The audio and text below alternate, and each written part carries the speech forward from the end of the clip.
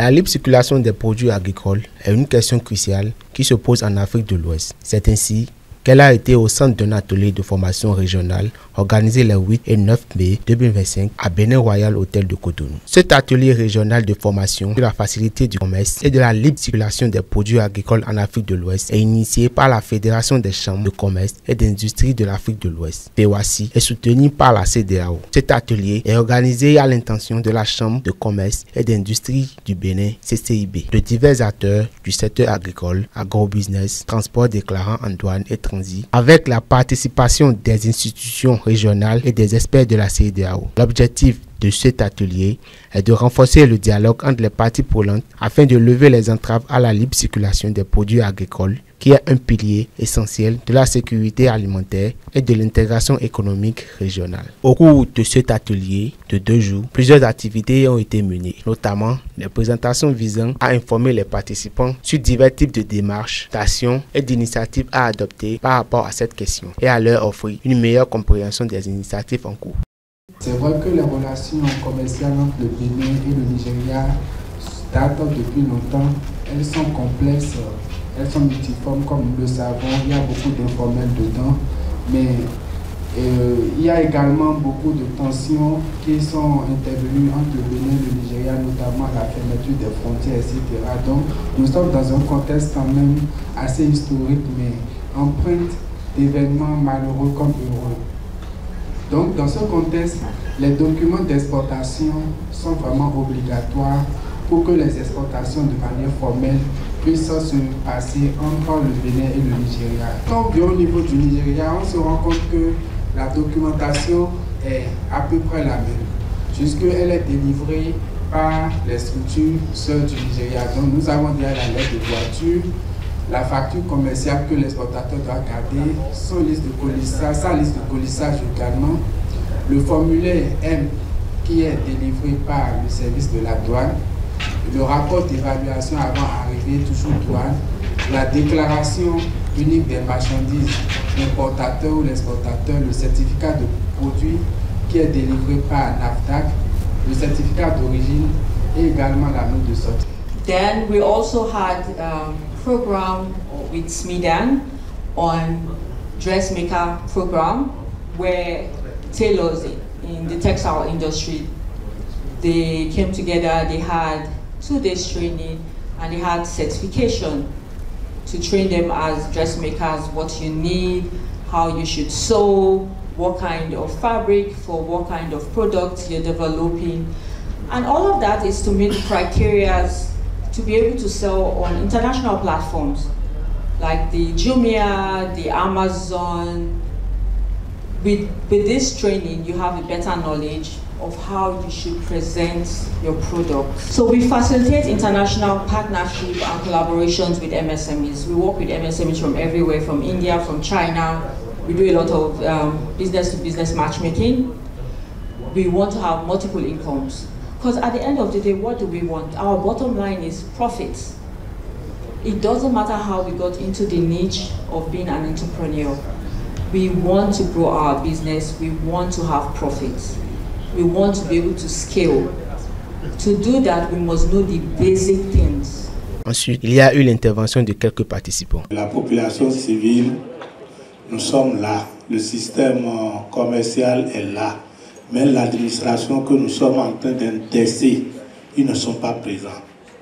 J'avais voulu que pour les fois à venir, que la douane envoie l'un de ces éléments du côté du Bénin, du côté du Nigeria, pour qu'ils entendent directement rendre compte avant vos recommandations. Ça serait une solution plus rapide. Si on peut prolonger pour les fois à venir la formation, si cela peut s'étendre sur 3 jours, ce serait bien. Moi, je vous conseillerais pour les fois à venir de faire en sorte qu'il y ait soit des diapos en français et en anglais. À la fin de l'atelier, les participants ont reçu un certificat délivré par les organisateurs attestant de leur participation. Suite à la remise des certificats aux participants, le représentant de la Chambre du commerce et de l'industrie du Bénin, CCIB, a pris la parole pour son mot de fin. Pendant très longtemps, le socle de la CEDEAO, c'est la libre circulation des personnes, des biens et autres. Ceux qui sont ici sont essentiellement focalisés sur la libre circulation des marchandises. Et nous sommes engagés aujourd'hui à travailler pour réduire les obstacles et aller véritablement vers la libre circulation des marchandises. Et nous avons trouvé en vous un partenaire sûr. Soyez rassurés, nous allons vous prendre pour toujours pour travailler sur la résolution des obstacles au niveau de la CEDEAO. Suivons les interviews accordées par quelques experts et participants. En effet, pendant 2 jours, nous sommes ici à Cotonou pour une formation à l'intention des opérateurs économiques. C'est une formation qui est dans le cadre d'une série de formations que la Fédération a initiée pour parler de la situation de l'agriculture dans notre sous-région. Cette série de formations a été initiée pour cette fois-ci pour des acteurs spécifiques que sont les agribusiness, ceux qui sont dans l'agroalimentaire, les éleveurs, les transporteurs et les déclarants en douane. Nous avons identifié ces 4 secteurs comme étant acteurs majeurs au niveau des frontières. Alors pendant 2 jours, les participants que nous avons eu au Bénin, participants que nous avons déjà eu au Nigeria, ont montré leur engouement à ce que cette série de formations puisse être poursuivie. Ça fait partie des recommandations pour qu'on puisse les revoir régulièrement et discuter avec eux. And it's very important that we make sure that when we talk about food security, agriculture is the basis for that. And there's need to also make sure that we grow our food, empower our people, and make sure that there's seamless mobility of agricultural products around our region. This will also enhance our capacity to compete, even at the continental level. And that's exactly what we are doing with the training. Misinformation on the part of the operatives, and also the lack of understanding on the part of stakeholders. So based on that one, we'll also from the ECOWAS organize bilateral meeting between ECOWAS and, between stakeholders and the enforcement, the regulators and FEWASI, so they understand the dynamics and clear some gray areas and address some issues that have resonated from both sides of the divide. In recent time, I'm sure you're aware, yesterday there's been a directive for multiple checkpoints to be removed from the Nigerian side.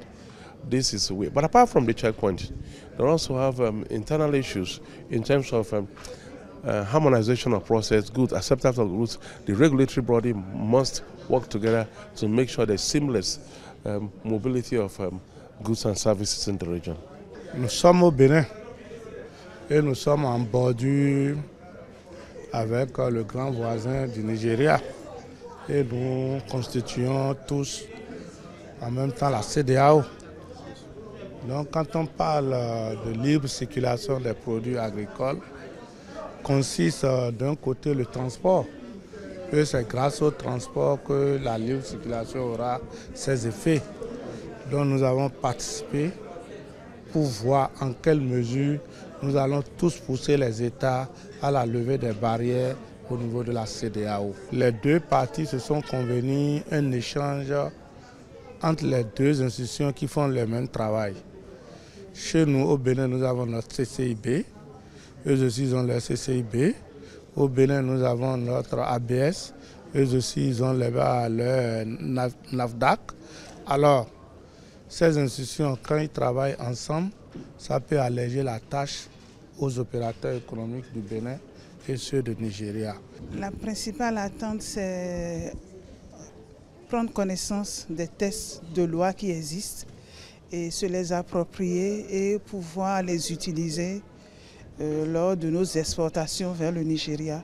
Les difficultés principales, c'est les tracasseries douanières et policières qui font que le délai de livraison des marchandises est très long et qui a aussi un impact alors sur le coût de revient du produit et donc le prix de vente aux consommateurs. Le docteur Emoulou nous a fait comprendre qu'il y a des tests qui existent et normalement qu'on ne doit plus rien payer, à part seulement les charges administratives une fois qu'on arrive à la frontière. Nous avons envie d'exporter vers le Nigeria, mais on a toujours peur des tracasseries policières et douanières. Donc on va remercier la FEWASI qui nous a permis d'avoir l'information, puisque celui qui a l'information a le pouvoir.